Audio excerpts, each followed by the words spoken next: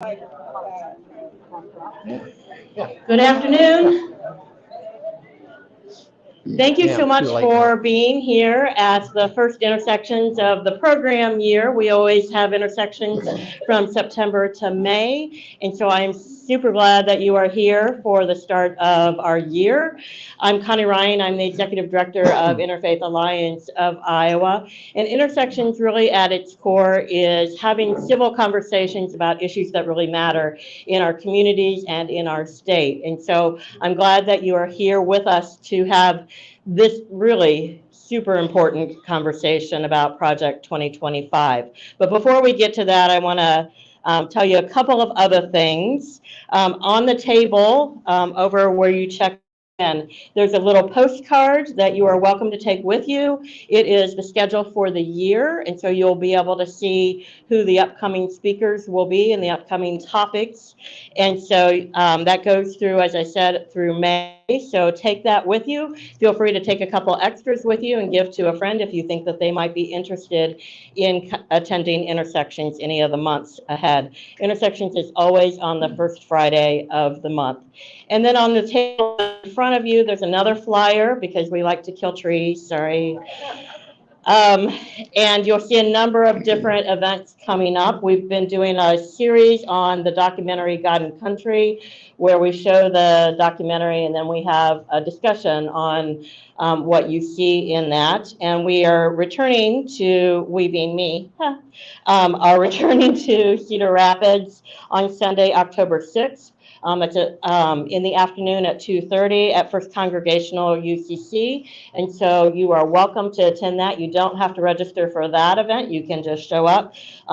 We've held these conversations, showings and conversations in several communities across the state. So it is an important conversation. It's about Christian nationalism and the rise of Christian nationalism. And the discussion really is about not only what we see in the documentary, but what we can do as Iowans, as Americans to talk about Christian nationalism. And then the other events, intersections in October, you can see there is regarding Miriam Girls Club for Muslim girls. That's a program in Iowa City, and so we're delighted to have our speaker come and talk about that. So just wanted to draw your attention to several of those items. But today we're talking about Project 2025, and we are delighted to have Steve Corbin with us. And Steve has written a number of different things on Project 2025. He is Emeritus Professor of Marketing at the University of Northern Iowa, where he headed the marketing department. He holds a bachelor's degree from the University of Northern Iowa, a master's degree from Colorado State University, and a doctorate from Virginia Tech. Steve has served on the Denver, not Colorado, Denver, Iowa, Community School District Board of Education, and is currently a member of the advisory board of Discerning Wealth in Cedar Falls. He's married to Doris Kelly, who is a former member of the Iowa House of Representatives and is also a former chair of the Iowa Board of Parole. So won't you welcome Steve Corbin?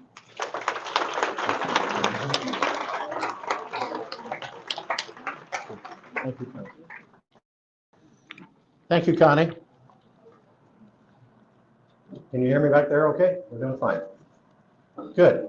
Back in the F row, students who were in my class at either Virginia Tech or Northern Iowa soon learned that grades are not based upon quizzes or tests. It's based upon where you sit.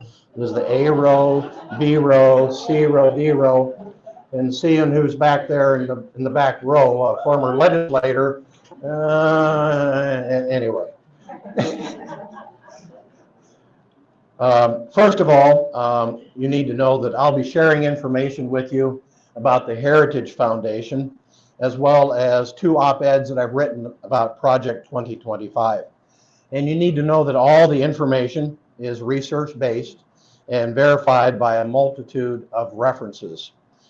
And so I probably need to read to you a disclosure statement that I note to all of the 181 news agencies in 39 states who receive my every 3-week op-eds, so that you'll know my approach to writing op-eds. So my disclosure statement to all the news agencies is as following.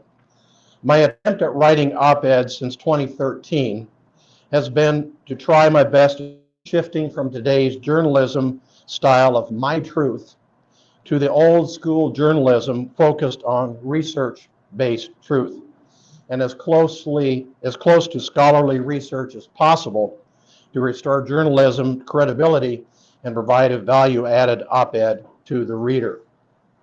So that's been my approach since 2013, and have had fun writing.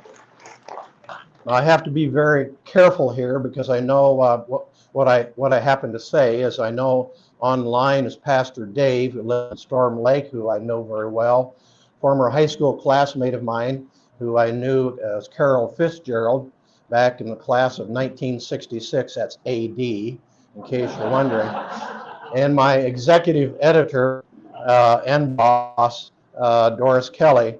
They know enough about me, and I don't need to go any further other than to say I know that there are eyes out there that are watching me. So just like there's a 52-word preamble to the Constitution of the United States, which starts out, "We, the people of the United States, in order to form a more perfect union." Likewise, I need to share with you a preamble to what I know about Project 2025 by talking about what research says are the principles of the Heritage Foundation, the group that wrote Project 2025. Again, the following is research-based and not folklore, barroom anecdotes, or conspiracy theory. The Heritage Foundation was founded in 1973. Most Democrats, Republicans, and Independents, among the 161.4 million registered voters, are not aware that the Heritage Foundation has written 9 different mandate for leadership documents. All were written for potential GOP presidential candidates.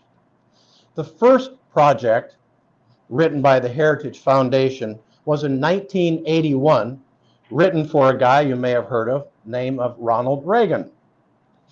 And in the Heritage Foundation's own website, they claim that Reagan imposed 60% of their recommendations.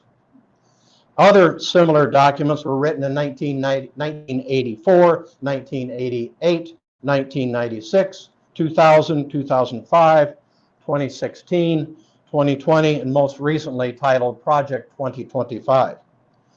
The 2016 document was written for Donald Trump, and the Heritage Foundation claims that Trump implemented 64% of their recommendations.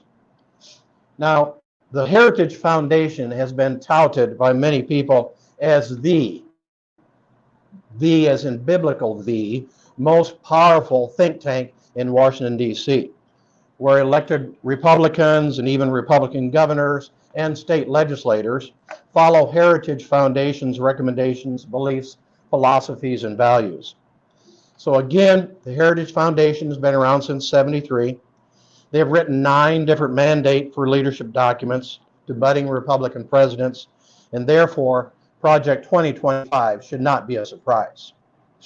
Based upon research of the Heritage Foundation, and is noted in 31 different op-eds that have been published in the Fulcrum, which is a free publication. There's information on your table about the Fulcrum, written by a multitude of authors. Here is what they believe in. There are 17 items which my research was able to find. First of all, the Heritage Foundation believes in anti-critical race theory. And if we have any lawyers here today or online, they know that critical race theory is a concept that's only taught in law schools. It's not taught in K through 12 curriculum. They also deny climate change. They are opposed to LGBTQIA rights. They are opposed to gay marriage. They are opposed to interracial marriage, pro-life with no exceptions. They are anti-IVF and birth control, very pro-patriarchal family, which means misogynistic, prejudice against women, anti-civil rights, as to them, diversity, equity, and inclusion, affirmative action are taboo topics. Excuse my allergies. Christian nationalism, which means Christians are worthy of living in the United States, but also that's defined, the United States is defined by Christianity, and that the government should take active steps to keep it that way. Point number 11 about their beliefs is they are anti-immigration oriented. I'm going to go off script here, but thanks to Nicholas Corbin, who moved from the Isle of Guernsey, which is an island outside of Normandy, France. He moved to Baltimore, Maryland in 1671. So I have to thank him for that. I'm an immigrant. As I look around here, I see very few Alaskans, orientation, very few Native Americans, although it might be in your blood. So we know that 97.5% of people living in the United States are here due to immigration. But Heritage Foundation, they don't believe in that. They are also opposed to the United States supporting Ukraine. They want to eliminate PBS and NPR. They have been very supportive of voter restrictions, which, according to Heather Cox Richardson, since 2020, we've witnessed 28 states. They have laws making it harder to vote. They support tariffs. If you know anything about tariffs, that means you and I pay for those imported goods, which brings about increased inflation. They want to stop increased funding for Social Security, Medicare, and Medicaid, and pro-presidential control over all federal agencies. So that's what 17 beliefs that I've been able to find about them. There may be more. Back in December of 2023, I received a message from a guy by the name of Jim Nelson. Jim Nelson lives in Montana. He was appointed by the Republican governor of Montana to the Supreme Court, and he served in the Montana Supreme Court. And in December of 2023, he said, "Corbin, I think there's an issue here, knowing you like to do a lot of research." I mean, after all, I'm a marketer, and that's all we do at universities. It's a lot of research. He said, "You need to check out Project 2023. I think it's something that you need to look at. I'm just becoming aware of it," but he said it's scary. And he said, especially here in Montana. So I did. So I met the month of December, January, February, March, April, and finally put together an op-ed that got released to the newspapers in late May. Picked up by the Des Moines Register, which surprised me because the Des Moines Register has told me that they like to have exclusivity only, and I refuse to do that. I think whatever newspaper wants to publish or not publish it, it's up to them. I don't get paid, but they published it, so I thought something's going on here. Might be momentum-like. And then a whole bunch of other publications, including the Fulcrum, which published it on June 4th. I'm going to read that to you. The op-ed is titled Project 2025's Threat to Democracy. Here it goes. According to a May NBC News report, there are a multitude of issues, in fact 22 in total, that voters must discern about Biden, Trump, and the independent presidential candidates before voting on November 5th. Logically, the importance of each issue differs between and among America's 161.4 million registered voters. The 22 issues identified include, of course, these are the ones at that time that they felt most important in selecting a president. In alphabetical order, they are abortion, women's choice, Affordable Care Act, affordable housing, China, Taiwan, civil service workforce, climate change, crime, the integrity of the 2020 as well as 2024 election, economy, inflation, wages, electric versus gas-powered vehicles, globalization versus isolationism, trade and tariffs, immigration, border control, individual corporate taxes, Israel, Gaza, marijuana, NATO, U.S. alliances, public versus school choice education, Russia, Ukraine, social media, Social Security, Medicare, Medicaid, student loan debt, and transgender rights. My next paragraph reads, one issue missing from the NBC News report that has become a focal point of the Biden camp, MAGA Republicans, and third-party presidential candidates is democracy versus authoritarianism. Specifically at noon Eastern Time Zone on Monday, January 20, 2025, will the duly elected and inaugurated 47th President of the United States keep America as a democracy that dates back to the 1630s in the New England colonies, or will it be the start of changing the country to authoritarianism, fascism? If you've not heard of Project 2025, it's very worthy of your independent investigation. Project 2025 is a playbook specifically created for Donald Trump and his minions to use in the first 180 days of Trump's 2025-2029 presidential administration.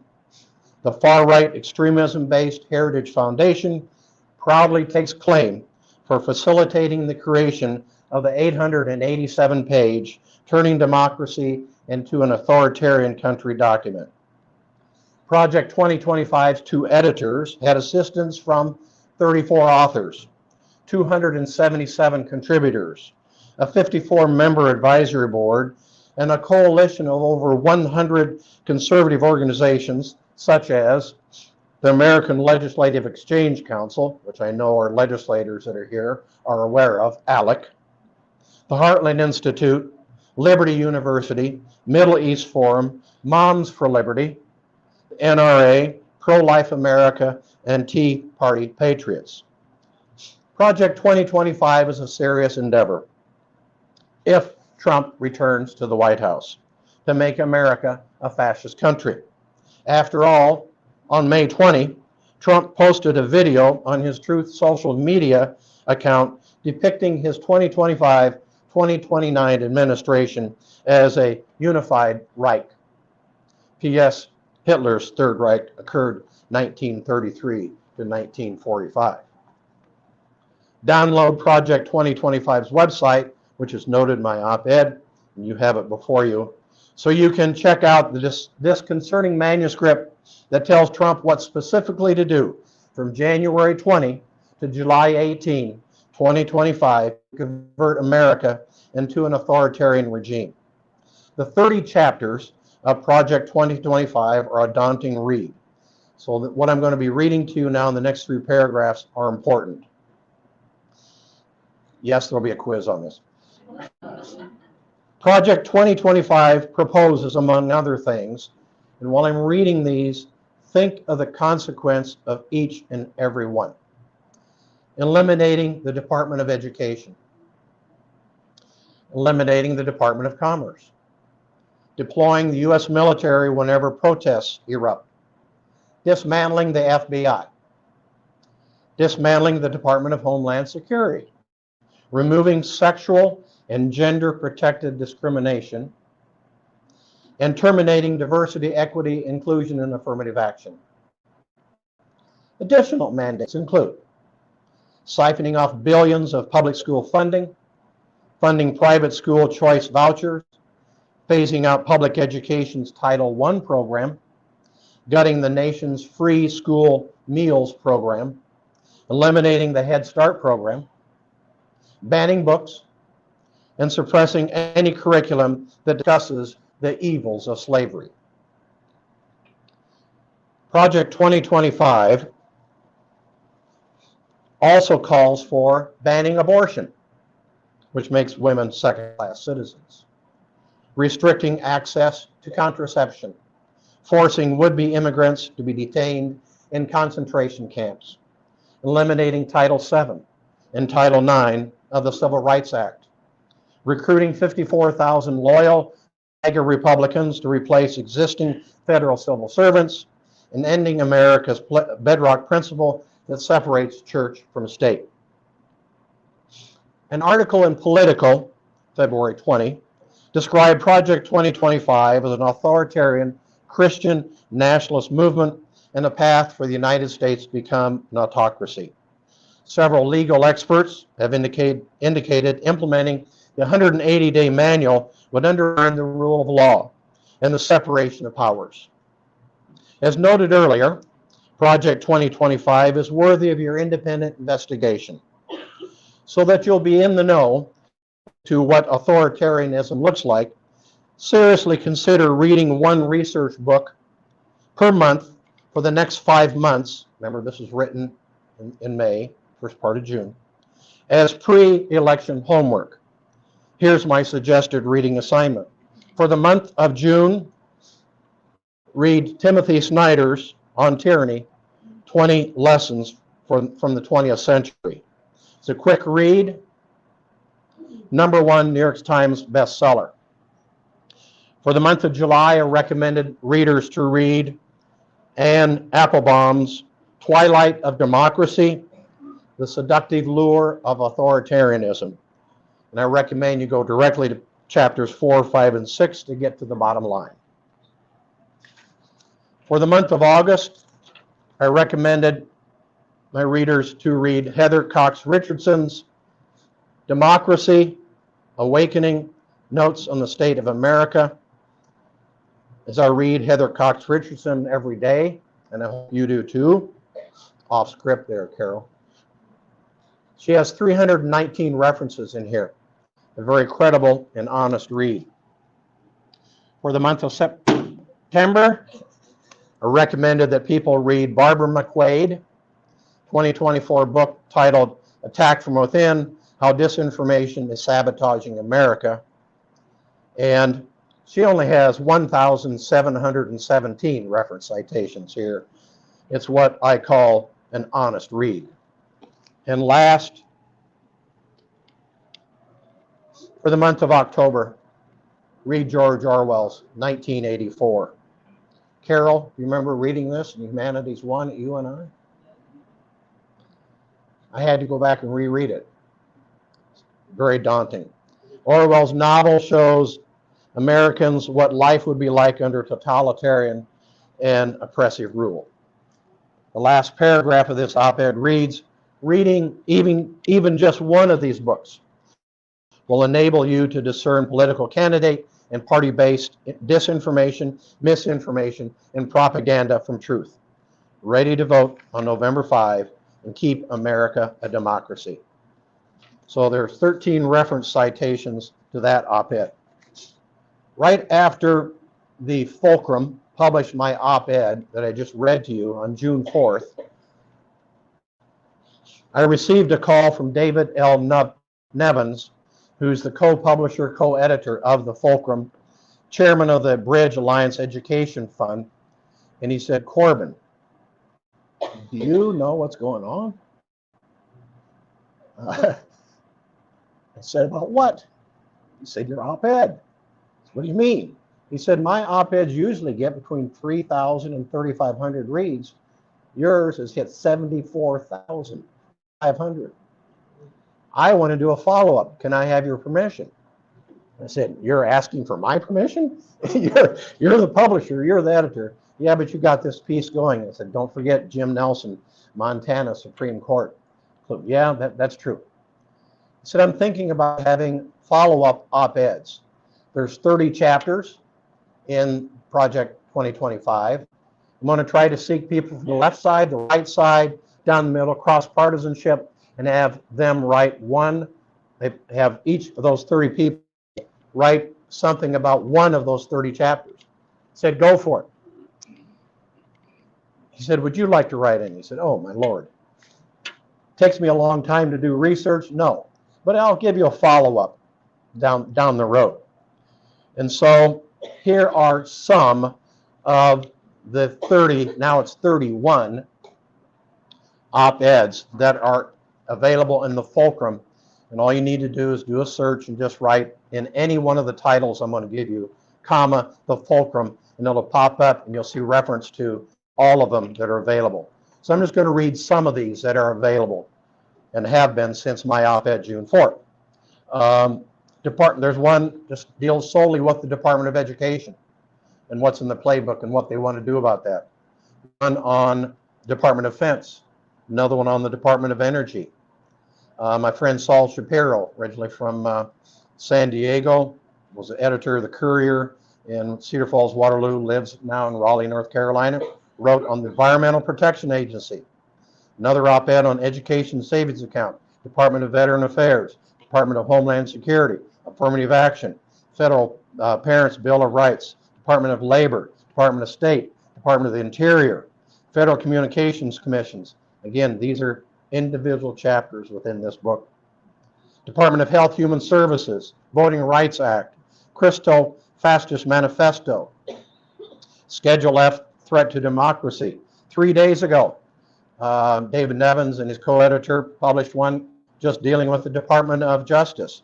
Yesterday, another one titled A Blueprint for Christian Nationalist Regime Change. And just this morning, 2 more, bringing up 31. This morning it was Project 2025, A Threat to American Values. And the other one that's published this morning is titled How Anti-Trans Proposals Could Impact All Families. So he took my idea, took off with it, and I wrote a follow-up op-ed. It was submitted to news agencies at the end of August and got published about a week or so ago. So the second op-ed I'm going to read to you, and I think you can say, thank goodness, no more reading after that, Professor. Then we'll open up for Q&A. So this last one that just got published a week ago is titled Voters Opposed to Trump's Project 2025 Playbook. And it has 25 different reference citations. So here goes. I'll let you answer that phone for us. Of the nearly 200 op-eds written as a freelance columnist contributor to 181 news agencies in 39 states starting in 2013, none has received wider readership than the one published June 4th in the Fulcrum titled Project 2025 is a Threat to Democracy. The Fulcrum reports democracy-related news and holds a media bias fact-check rating of high credibility and high factual reporting.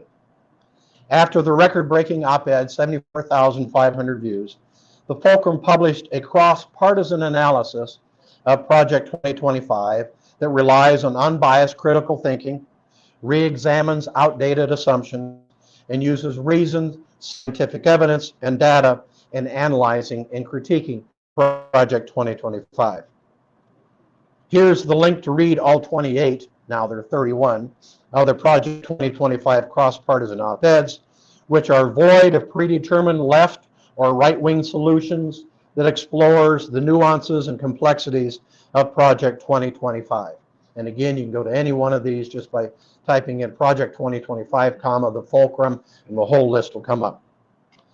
If you're not familiar with Project 2025, it's a playbook specifically created for Donald Trump to use in the first 180 days of his second presidential administration. Everything that I wrote in my first op-ed is reprinted here. I won't insult intelligence by rereading again, but the additional fact that I found out is that the Heritage Foundation spent $22 million to create Project 2025. It's important to know that Kevin Roberts, Heritage Foundation's president, has close affiliations with Donald Trump, J.D. Vance, Russia's President Vladimir Putin, and referred to Prime Minister Viktor Orban's Hungarian dictatorship as, quote, the model of conservative politics. The 30 chapters of Project 2025 are a daunting read, described by political as an authoritarian Christian movement with the purposeful intention moving America from a democracy to an autocracy, fascist-oriented country. Trump has tried to distance himself from Project 2025, though at least 140 people who worked in the Trump administration were involved in writing Project 2025. J.D. Vance wrote the foreword to Kevin Roberts' upcoming book, though, interestingly, due to mounting controversy over Project 2025, purchasing the book has been delayed until after the November 5 election.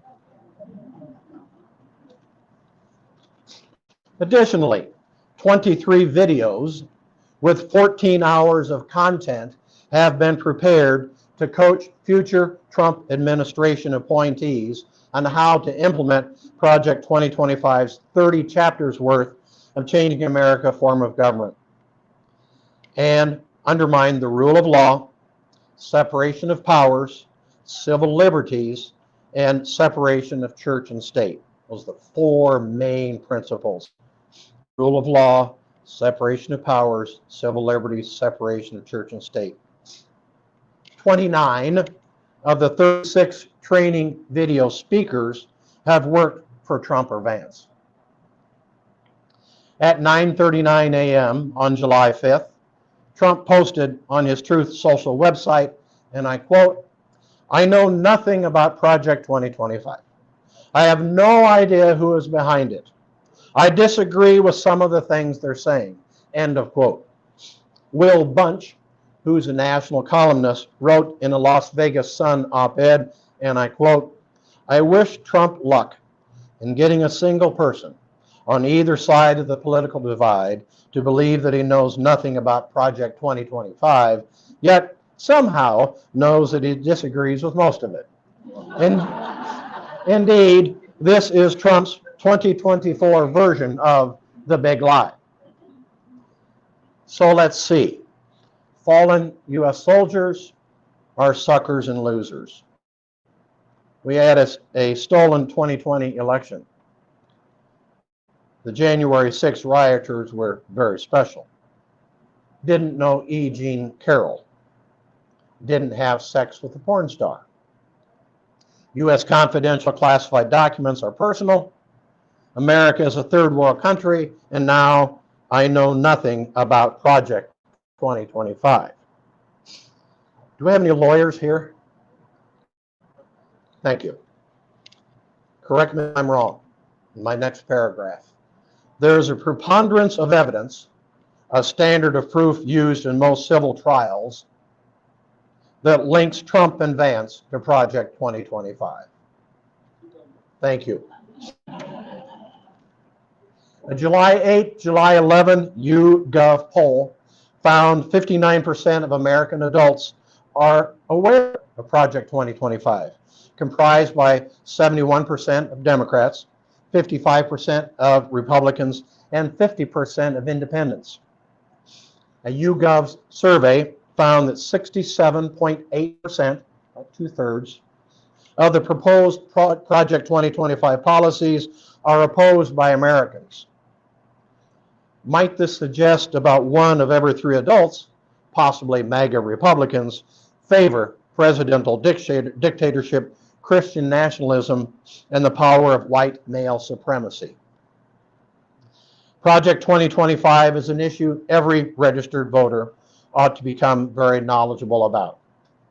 If Trump is elected, there is an exceedingly high probability, because remember, Heritage says he implemented 64% of their 2016 project, high probability he will act upon the multi-pronged recommendations contained within the 30 chapters during the January 10, July 18, 2025 time period.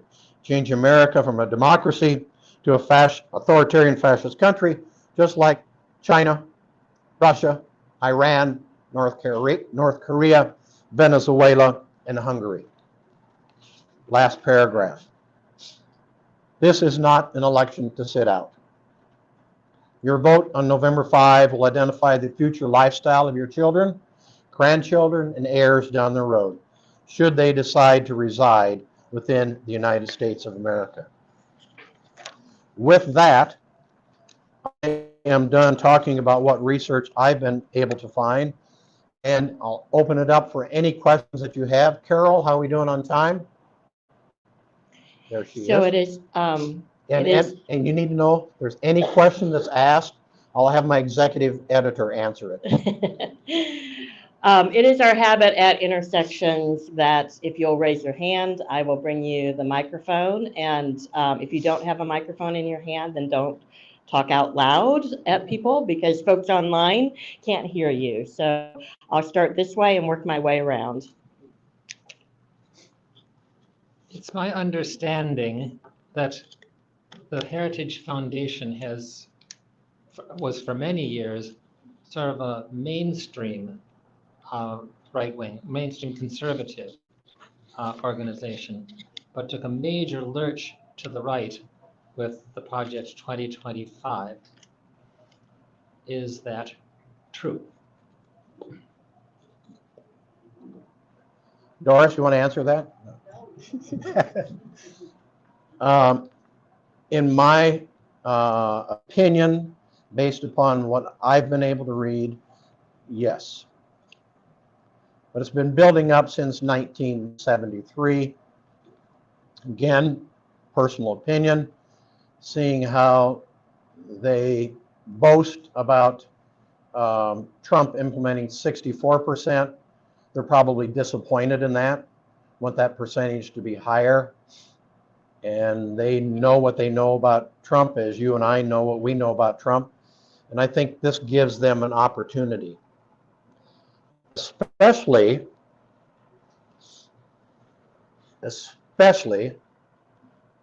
is dangerous here, as I think about how long it has taken them to write this, and knowing what I was reading about Biden's approval rating, and most likely he was going to be the candidate,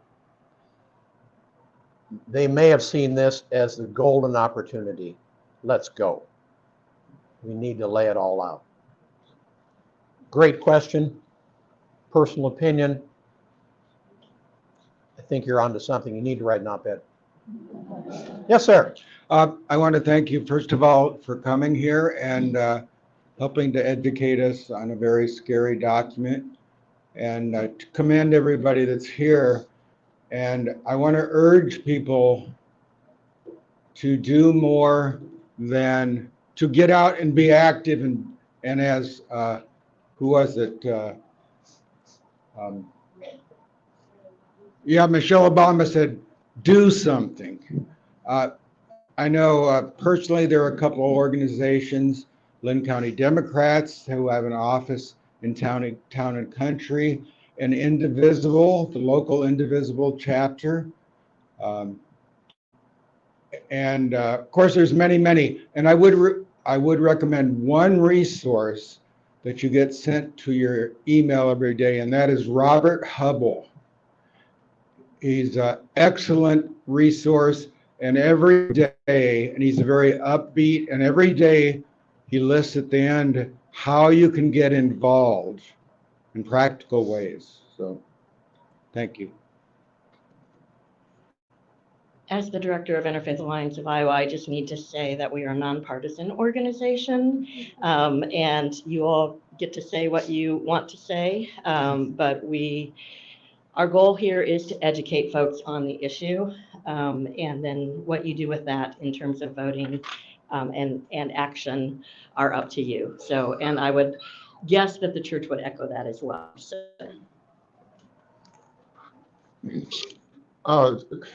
But thank you for your presentation, sir. I want to try to ask two questions in one. First of all, how much does white supremacy, racism have to do with the 2025 project? Is that one the guiding things behind? And also, how far in the future, even if Trump is not elected, how far in the future do we need to be concerned about this document? I'm sure it's not going to just go away. And thank you again, sir. Sure. You're welcome. Based upon what I know about Heritage Foundation's beliefs and value system, very much, let me go back to that list again, as to their belief system, and what I've seen. If they are opposed to LGBTQ rights, gay marriage, interracial marriage, anti-IVF birth control, pro-patriarchal family, prejudice against women, and they do not believe in diversity, equity, inclusion, affirmative action, you're spot on. They white male, Christian nationalist, if I may say so myself.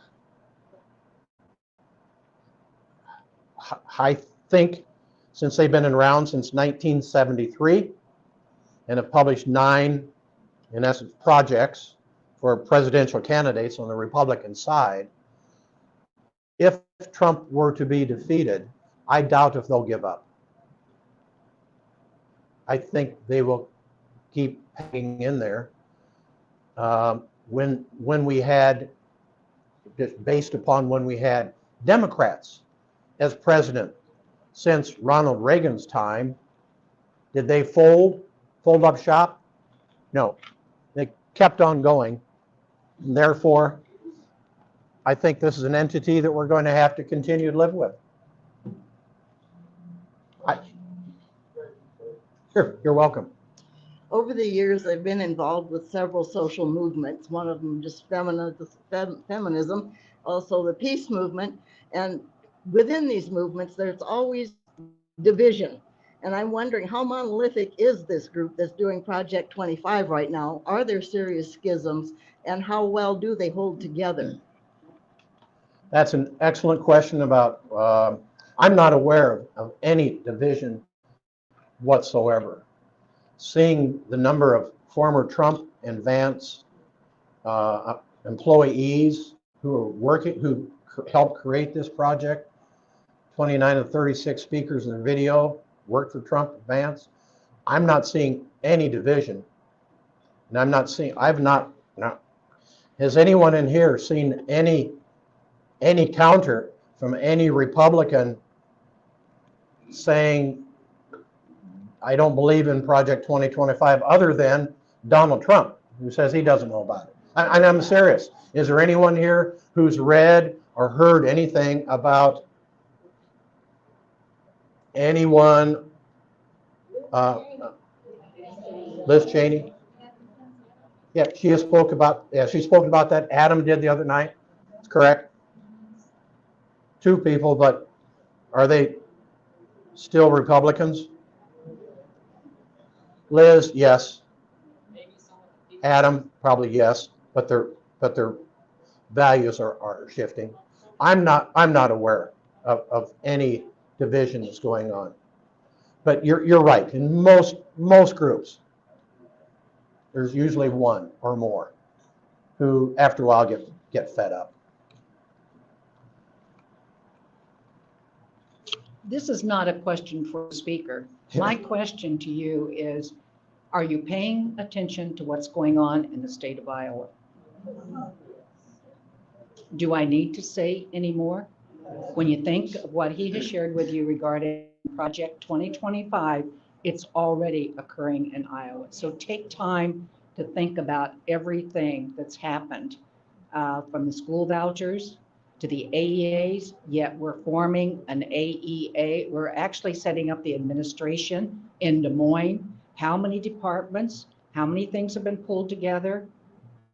All you got to do is sit down with a pencil and start writing, and you will find out that some of this is already occurring in our state.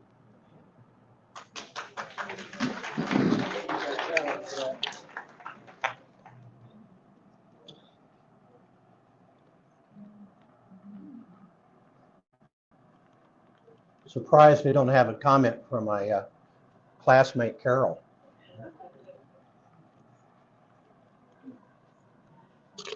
I found it very interesting when you said over 60% of when Trump was in office, he had already put in place that much from the 2020-23. And during that time, with consternation, I read when Trump was I'm a Medicare and Social Security age, and at that time too, when it was in the newspaper, and actually a little blib even from Fox News. Sometimes they'll put it in writing, but not in the TV. And it was about getting rid of the wage tax.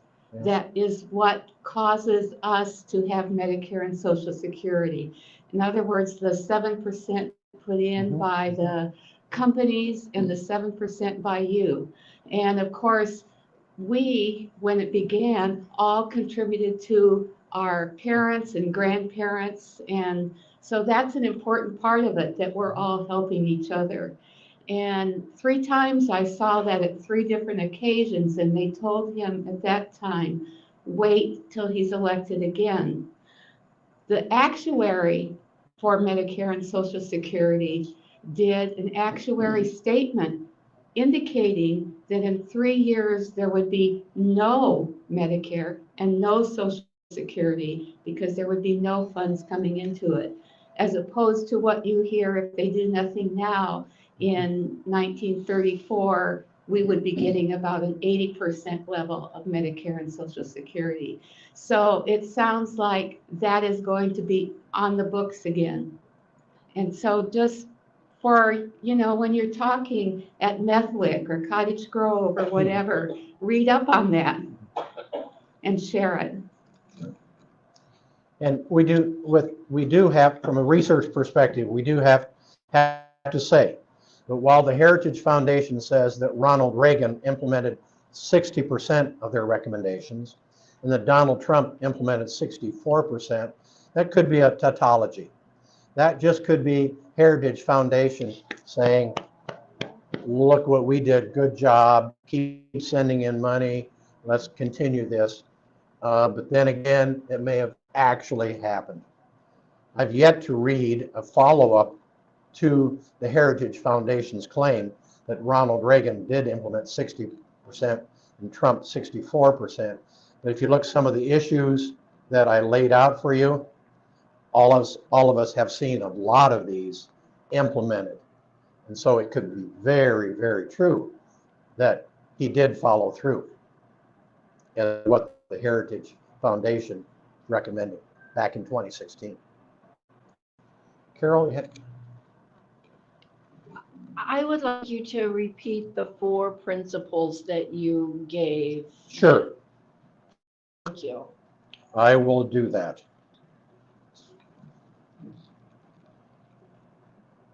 In particular,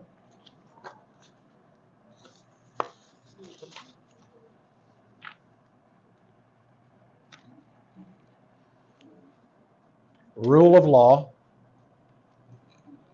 separation of powers,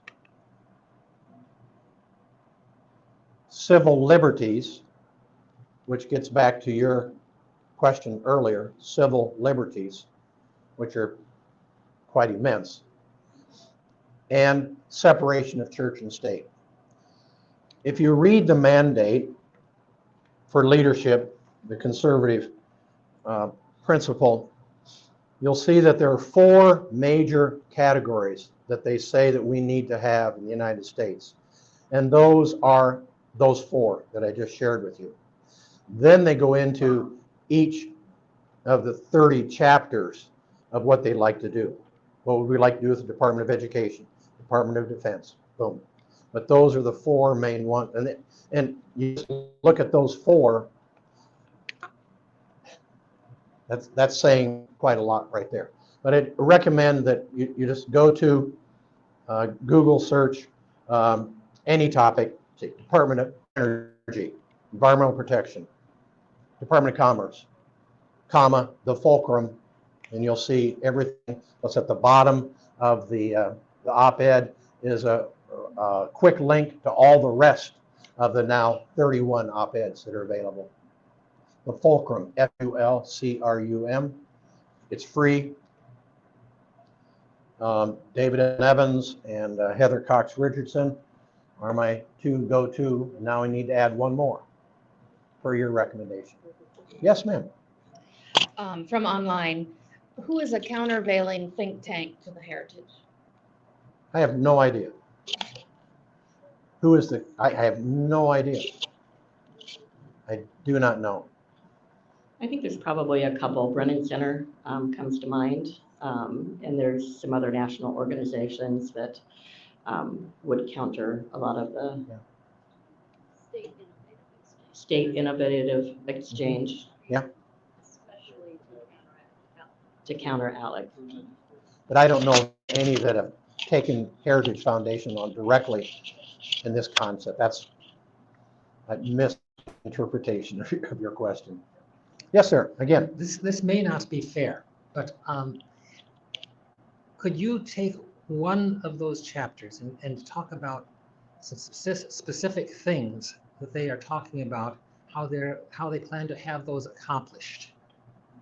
Oh, sure, very simply. One is that civil service, they're recruiting 54,000 MAGA Republicans to get rid of civil servants and replace them. That's very specific. And if you've been doing any reading like I do, you'll see that there are a lot of people that are concerned. I believe it's called Schedule F, where civil servants can be fired at will, no cause. I see a nodding of the head back there. I believe it's called Schedule F. And these 54,000 MAGA Republicans, even if it's 5,000, will replace those civil servants. That's exceedingly explicit. Need to read all 887 pages to really get the answer to that question, but there's an example. And that scares me, because if you've ever been in Washington, D.C. and visited any of the offices there, I was a lobbyist for the American Vocational Association back in 1973 AD. And going to the various offices there as I was trying to work for the American Vocational Association, get the Carl Perkins Vocational Technical Act accomplished and re-upped. When you visit with those people that are federal servants, half are Republican, half Democrat. They do not carry their badge with them. They're there to get the job done. And they're just opposite. I was thinking that there'd be, they're all Democrat, all Republican. And then we have a change in administration, half of them get fired. No, they stay on administration after administration. And they're very loyal, and they know their subject matter to the nth degree. And just thinking about getting rid of even 5,000, let alone 54,000, that's scary. Question back here. Yes, ma'am. I was wondering if you could please address the influence that the Heritage Foundation had upon the selection of the 3 Supreme Court judges. Repeat that again. I'm sorry. I didn't. Okay. I was wondering if you could address the influence that the Heritage Foundation had upon the selection of the 3 Supreme Court justices If I understand correctly. during Trump. Yeah. If I understand correctly, they were very influential in making recommendations as to who should be appointed. There are other experts in here that are more familiar with that than I am, but I'm quite sure with that. And there's another agency that's at the top of the list making recommendations. Does anyone know the answer to that? Yeah, the Federalist Society, of course. Yes. Can you address the trend of Christian nationalism infiltrating military and law enforcement? No, I can't. I don't know. No, I do not know the answer to that question. Does anyone in here know the answer to that question? Sorry. It's an excellent question. Need to write an op-ed about that. Okay, we have someone over here who might. Okay, do you know an answer? Have an answer to that? Okay. I was just curious if the John Birch Society has any involvement in any of this. Their philosophies are very similar. I've not read anything about the John Birch Society linked to this group at all. I've not read every publication that's out there. It might be, but from what I read, I'm not aware of it. Yes, sir. Is there any evidence of them trying to eliminate the amendment that gives term limits for presidents? About term limits? For president? No. Not read anything to that effect.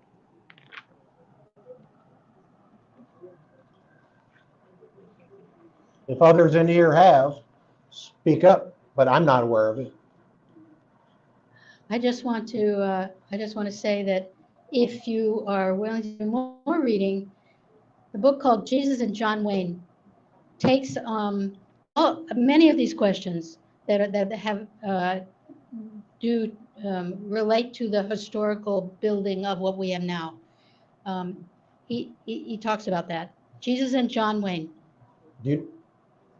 Jesus and John Wayne? That's the title of a book. Yes. Do you know the author? We'll Google it. Yeah. Kirsten something or other Dumez, D-U-M-E-Z. Thank you.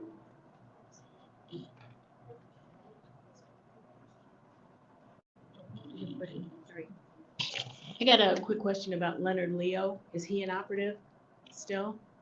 I'm not aware.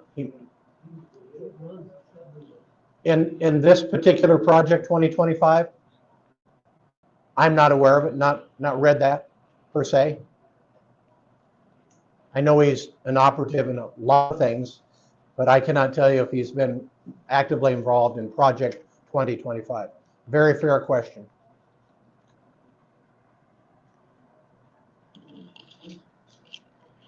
This type of movement is happening not just in the US, but around the world. So is there a reason that you have been able to focus on why this is happening now and why just Project 2025 is US? What are the organizations in other parts of the world that are also helping this to happen? I am not aware of any organizations in any other parts of the world that are similar to this, but I have read that it's happening in many, many countries. I believe Pew Research Center published some information 2, 3, 4 months ago about more and more countries are swinging to authoritarianism and away from democracy. We've seen recent events in France that's been occurring, but I do not know as to who's behind that, but I think you're absolutely correct, ma'am, that it's occurring in more and more countries. Therefore, the conservatism movement is becoming very active other places, but we saw what happened in France. It went far right, came back real quickly, and the voters voted. And I'm in many ways hoping that we will see what's happening here. But script here, Carol. Sorry, but this has been going on since 1973. The first proposal was 1981 for Ronald Reagan. They've written 9 of these things, and yet not that many Americans are aware of it, and that's scary to me. Since 1973, how has the document morphed? I assume it's gotten much larger. Has it gotten more radical? How would you describe the changes over those years? It's a very similar answer that I gave to you. It appears to be going more right-wing, stronger, a lot more pages, a lot more documentation. Previous mandates for leadership did not have 30 chapters. This is quite expansive. Therefore, if you just look at the raw number of suggestions, it's expanded dramatically. Does that help answer your question? Yes, confirms your suspicion. Yes, but I have not read all 9 projects since 1981. I've picked up enough information from each of them to be dangerous. No, except the leaders of Heritage Foundation, but they always pick other people to be involved, and then they spread out their wings. Yes. Just a comment in response to the question about this global movement. One of the things, at least from watching and listening to news reports, one commonality seems to be anti-immigration. And in all of the countries where we see this moving to authoritarianism, the presence of non-white immigrants is a huge piece. And so whatever conspiracy theories might explain that, or simply just the recognition that, oh my goodness, us white people are not the majority on this planet, however that comes about. But that is a common denominator. We are out of time. Help me to thank Steve Corbin. Thank you.